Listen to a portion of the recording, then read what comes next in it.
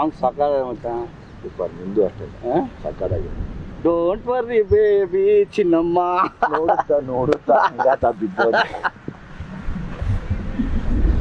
ನನ್ನ close friend ಗಣೇಶ್ದು cinema August 15ಕ್ಕೆ ಬರ್ತಿದೆ. ಅದರಲ್ಲಿ ನನ್ನ ಫೇವ್ರೇಟ್ ಸಾಂಗು ಕೂಡ ಚಿನ್ನಮ್ಮ ಸಾಂಗು. ಆಮೇಲೆ ಇನ್ನೊಂದು ಹಾಡಿದೆಯಲ್ಲಪ್ಪ ಅದು